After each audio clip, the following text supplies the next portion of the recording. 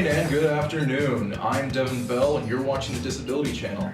Today we have a special segment covering a disabled artist, Christine, and her scribe, Montina, and we'll get to know their relationship, what kind of art they produce, and the whole foundations of what that's like for being a disabled artist in society today. We'll have that all coming back after the break. Stay tuned for that, and we'll see you then.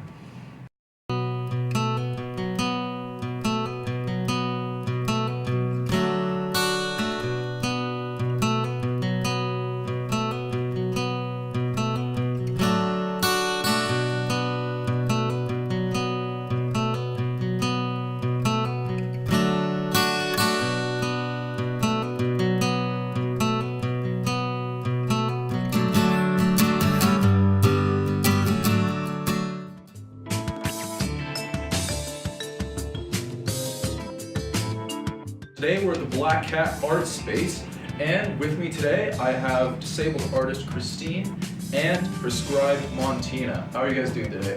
Fine, thank you. Great. That's fantastic. So I think I want to start off by asking, how did this begin? How did your relationship start? Where did you guys find that? Where did you guys click and decide that you want to help her make her art and so forth? Well, this never would have come to be without this organization called Artists Without Barriers. Mm-hmm. And it was an organization for disabled artists, and they paired up the artists with those that were eager to help and sometimes had an artist background, sometimes didn't, and they'd act as their scribe. Because in some ways, they just needed some extra help mixing the colors. And yeah, I kind of describe a scribe like this. Like I'm the surgeon and she's my assistant. She hands me the paintbrushes, like if I want a fan brush, I ask for a fan brush. And I ask her to help me put it in my hand. And also like she'll help me mix up the colors of the paints that I want to paint with, and mostly get it close to me because my arts are absolutely short. So I needed to actually pretty well put the art on top of me so I can reach it. It's really kind of funny. And she's just chock full of amazing ideas and content. And she comes from such a vast history of joy and wounds and messages to bring out to the public. And I think the content and what she's talking about is really important in today's society. Right. So, for example, just so you guys can get an idea, this is one of Christine's pieces, correct? Yes, it is. So, basically, when you'd be painting this, Montina would be assisting you with the paintbrush, but all of this is you, right? Yeah, all of it is me. Absolutely. The ideas, the colors, everything is me. I'm the painter, and I'm a painter with a disability. I'm not a disability painter. I want to be represented as just a painter that has a bit of assistance to help me move along.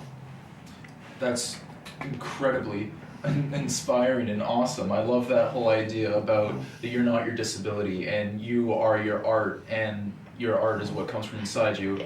And I want to speak out to people what my ideas are, and that I'm not as far off as what everybody imagines me to be.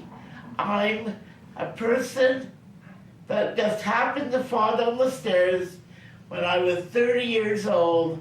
I broke my back, I hit my head on the cement floor, and now this is who I am. But this is not what I want you to see me first. I don't want you to see me as a person in a chair with a disability. I want you to see what I believe in, what my thoughts are, and because I'm Native, or my dad was Native, I now paint from the heart with an artist with a native perspective.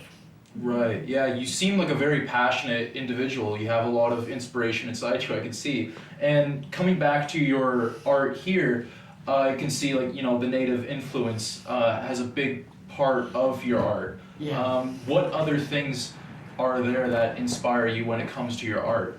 Well, I do charcoal drawing, like the one you see on the wall in the gallery is one of my pieces. I started experimenting with charcoal not that long ago, but I absolutely love the black and white because to me that's the darkness of your soul, and how with shadowing with charcoal you can absolutely show the darkness and the light, so that you know that everything in life is uncheerful, but you can make the best of it when you need to. When I started working with Christine, she really evolved, I believe, and I think she really broke out into her own style. Because when we first started working together, your work was a lot more tight and precise. Oh, yes. And I think I said to her, she naturally has a shaky hand. I'm like, you know how many artists try to fake that and fake that expressionism and that rawness and that looseness? It's like you naturally have it. Yeah. You need to work with that because it has so much raw emotion and it speaks volumes for what her content, I think. Yeah, And the charcoal drawings are so powerful. I'm really proud of her in those. I feel a lot. It's actually made me feel more free doing it with charcoal, just because I can be so rough and so positive and negative all at the same time. That's absolutely brilliant. So when it comes to art, you know, you're putting down some like really intense themes, you know, about darkness and, you know, life and all that. Some people might look at that and wonder, oh, where does that come from? Does that help you express? Does that help you alleviate some kind of feelings that are inside you, or is that more of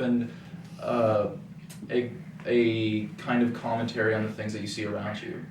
No, it's me. It's the darkness that I felt inside and how I dealt with my emotions, and painting and any kind of art helps me deal with depression and the feelings that I have, rather than having to talk it out, because sometimes you just can't. But sketching it out really makes a big difference to me.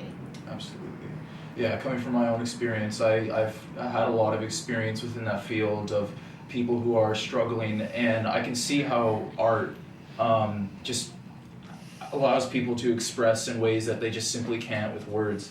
And that comes across in all of your works that I see. In this one, the use of your colors and how it's brighter compared in full of life, and looking at your charcoal drawings and just the way that they're just so sharp. This is what I wish life would be like. This painting here that you're seeing. Yeah. The brightness and being able to escape. This is kind of my escape picture, because it's like the water, the forest, the land. That's where I came from, was the land, the forest, the trees, you know, like the native background of the whole It's thing. your roots. Like, yeah. Your Mother Earth, in other words, you know, that's the way it is, right? Yeah. The creator was here first. So that's kind of what this is about. But the charcoal drawing is more from my heart, like the sadness that I feel that a lot of this is gone because people have taken it away from our native roots, and that's the part that hurts. And because I was in a residential school when I was younger, a lot of that comes out in the charcoal drawings. And for myself, when I look at you, I see an absolutely strong individual who creates beautiful art. And I know that there's other people out there in similar situations like you, either from Native backgrounds and feel some kind of persecution nowadays, and also people who are disabled and kind of feel the same way inside where they don't know how to express themselves. And looking at you, you're someone who, in my eyes, has overcome their disability like tenfold. So I guess... Thank you for that. You're welcome. Thank you for sharing your art. It's absolutely inspiring. So I guess I'd really like to ask is, for other people out there with disabilities who don't know how to express themselves or maybe feel like they can't, but want to, is there anything maybe you could say to inspire them when it comes to you approaching your art? I would say, listen, just start talking to your friends, neighbors, anyone you know, and see if they enjoy doing any kind of art. That doesn't mean they have to go to college or anything, but if they enjoy doing art, if they want to be an artist themselves, then tell them, say, look, why don't we pair up together? Why don't we try to put my ideas down on paper with your arms or your hands? Can you help me? And between the two of them, things work out well. You get to speak, you get to figure out how you want to put something down on paper. Because when you start, you don't know that. And it's just, you don't know how it's going to go. You just give it a try and see what happens. Right.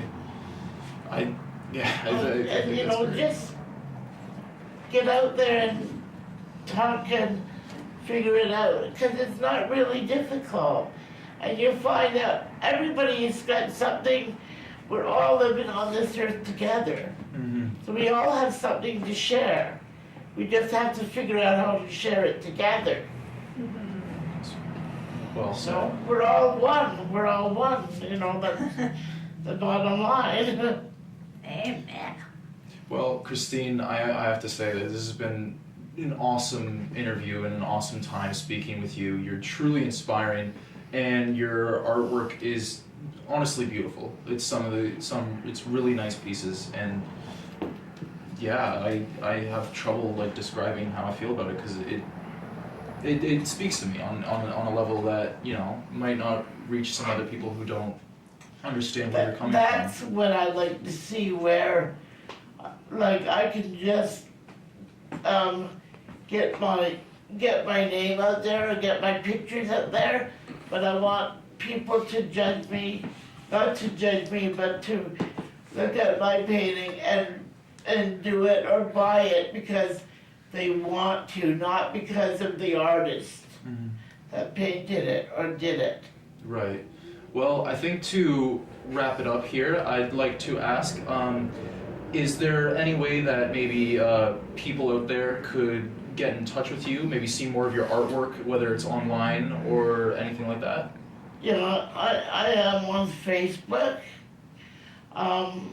so people can get in touch with me through Facebook, or they can get in touch with me through I think my email. this week you could create like a Facebook art page Yeah, that's what I'm going to be doing. I'm going to or something. create a Facebook web page with all my paintings. What would it be on called? If people wanted to search it, what do you think? I don't know, because I'm really no good at the business part of it. I guess it would be You could put Roundtree's Art Corner or something like that. cool. Like Roundtree's art. Yeah, art Yeah. corner. That's cool. Yeah, Roundtree's Art Corner, and come and visit me at any time. All right, that sounds like a plan. We'll link that to all of our viewers out there of this new and up-and-coming Facebook art page. It's been a pleasure talking to you. Again, we're here at the Black Cat Art Space, the Salon of Inclusiveness. I suggest coming down. You can see some of Christine's artwork on the walls and a bunch of other fabulous artists. Again, it was a pleasure speaking to you. Thank you so much for having this interview, and I guess we'll end it there. Have a great day, everyone.